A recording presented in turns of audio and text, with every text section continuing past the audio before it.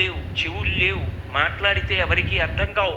Helen Keller అని ఆవిడ విదేశాల నుంచి వచ్చి, ఆవిడకో శక్తి ఉండేది. ఆవిడ కళ్ళు లేకపోయినా ఎవరినైనా ముట్టుకుంటే ఆ వ్యక్తి యొక్క బలము బలహీనత అన్నీ చెప్పేసేది. ఆశ్చర్యపోయి హెలెన్ కెల్లర్ భారతదేశానికి వచ్చినప్పుడు అప్పటి ప్రధానమంత్రి జవహర్లాల్ నెహ్రూ గారి పిలిపించుకుని తనని ముట్టుకోమన్నారు. హెలెన్ కెల్లర్ నెహ్రూ గారిని ముట్టుకుని నెహ్రూ గారి బలాలు బలహీనతలు ఆయన జీవితం అన్ని చెప్పేసి. అటువంటి హెలెన్ కెల్లర్ ఎంఎస్ సుబ్బలక్ష్మి గారు పాట పాడుతుంటే ఆవిడ వినలేరు. సుబ్బలక్ష్మి గారి పక్కనే వేదిక మీద కూర్చుని కంఠం కింద చెయ్యి పెడతానని అడిగారు. సుబ్బలక్ష్మి గారు అంగీకరించారు. ఆవిడ వన్రాయ్ ఇల్లం గోవిందా అన్న కీర్తన పాడుతుంటే కంఠం కింద వేలు పెట్టి వలవల వలవల ఏడ్చేసి, ఈమె గాయకురాలు కాదు, ఈమె గంధర్వకాంత, ఇది దేవతలు మాత్రమే పాడగలిగిన పాట, ఇది మనుష్యులకు సాధ్యం కాదు.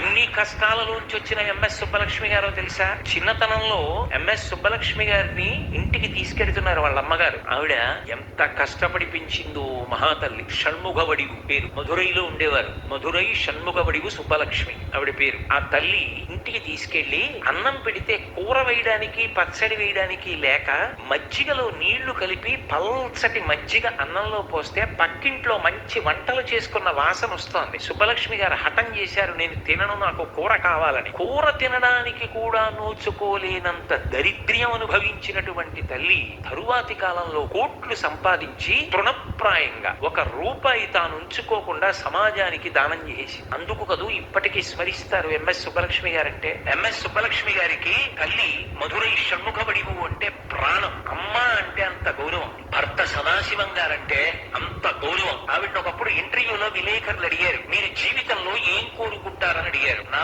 భర్త తర్వాత ఒక నిమిషం కూడా నేను బ్రతకకూడదని కోరుకుంటున్నాను, నా భర్త కన్నా ముందు విడిపోవాలని కోరుకుంటున్నానన్నారు. అంత గొప్ప ఇల్లాలు.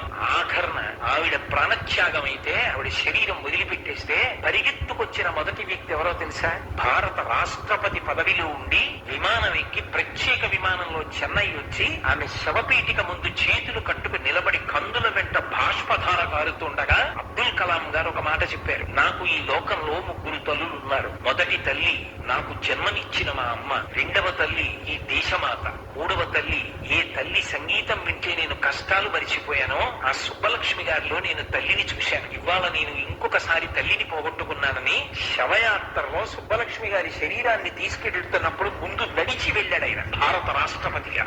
ఎంఎస్